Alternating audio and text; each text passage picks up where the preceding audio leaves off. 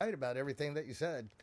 It's that was on the money, and you're right. That is our hope, and that is what gives us rest and assurance because we know how this story ends.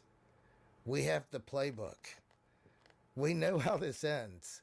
And it's just incredible to have that comfort and know that is that their time is short. He knows that. The enemy knows that his time is short.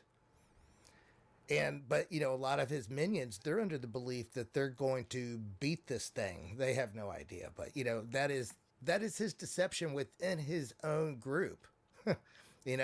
They have painted this picture that no worry, we got this, but he knows his time is short. He just can't tell it to his own people. That's right, because he's still. I really believe that that's the curse that was placed upon him too, is the absolute belief that he can. Yeah. He's committed to it, even though there's a knowing, but there's a belief that's different. And it's that fire in his mind that consumes him and consumes him perpetually, that it must drive him towards that end game. But knowing the inevitability that the lake of fire was prepared for the devil and his messengers, they have a place prepared for them.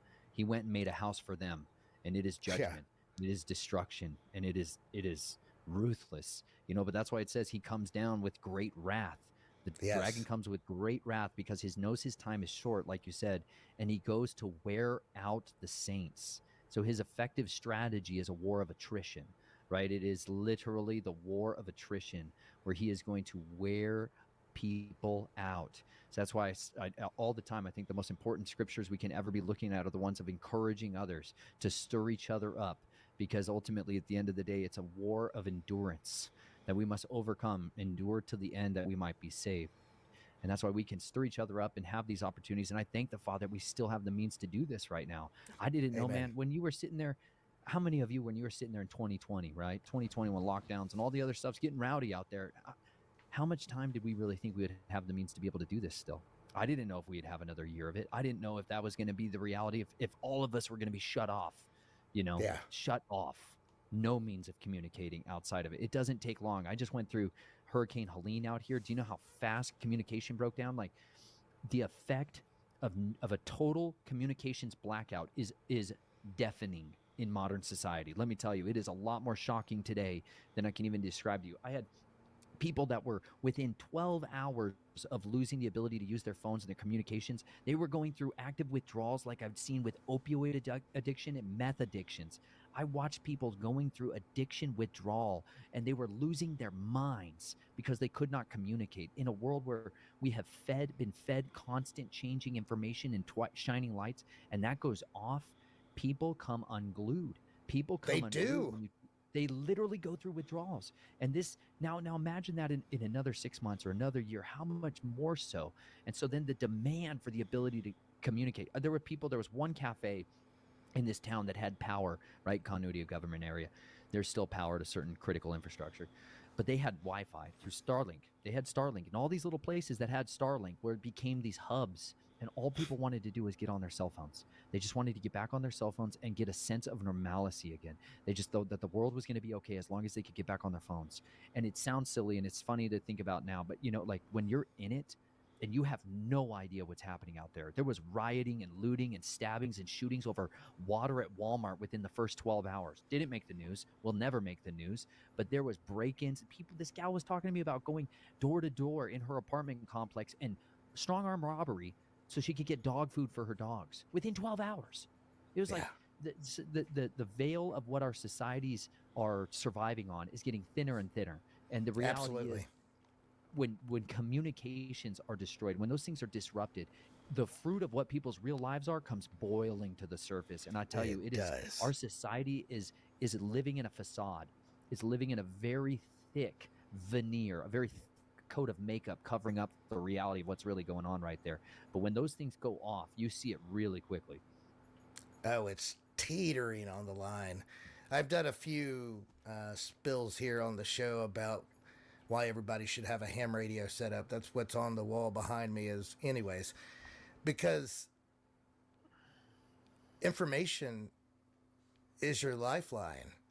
As when things, and it's not a matter of if, it's just a matter of when something like that will happen on a larger scale. It's that communication ability to know what's actually going on, being in the dark, the games that it plays with the mind, and how people literally break down without that information and how they go sideways.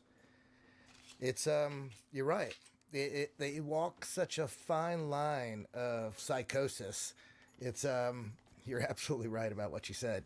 It's I had a team up there in that region of North Carolina, and the reports that they were sending back to me were almost unbelievable, and none of it was making the news. None of it was making the news. It was lawlessness, hands down, the Wild West, and it wasn't making the news. It's interesting times that we live in. And I'm not saying that to be just, point the finger at everyone else. I had my own version of that, because when I go into without rule of law mentality, and I go into a default setting of protectiveness that's very deeply ingrained, and it's easy for me to look after it. It took about a week after the power came on for that to kind of start to slowly turn back off. But I mean, the lawlessness that actually happens when there is no way for people to call 911, when there is no way for people to get any information to themselves or to others, we in a matter of 3 days watched the predatory turn of criminals starting to come into the area, right? People that were realizing, nobody's home alarms are gonna go off. All their Ring cameras aren't working.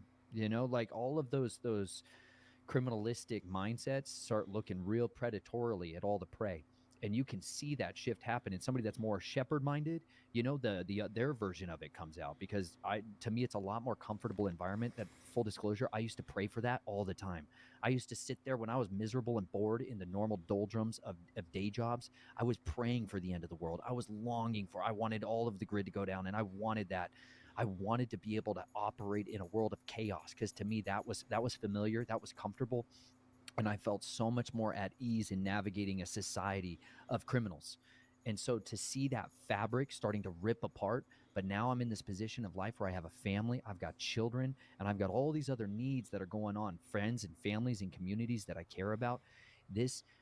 What it highlighted to me was the efficacy of neighbors, was the desperate need that we do have to love our neighbors when things are good and easy.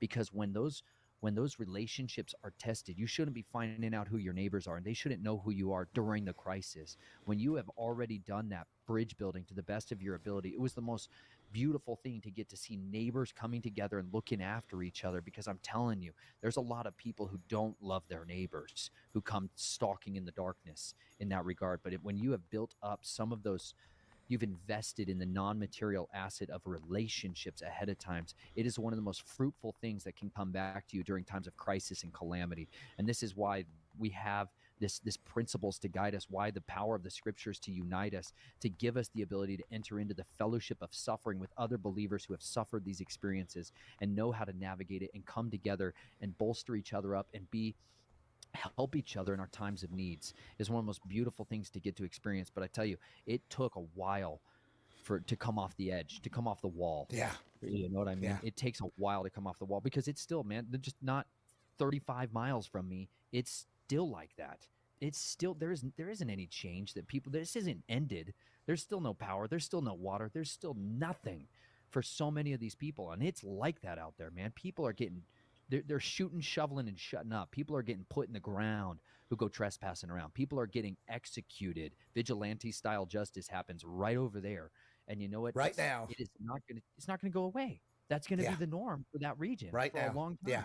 And that's going to just be the ripple effect of those kinds of experiences. They're going to continue to beta test more and more of those disasters and start breaking down areas of resistance. That's what we've done in anytime we invaded countries. We did the same crap to our enemies. They're going to do it to us, No, you're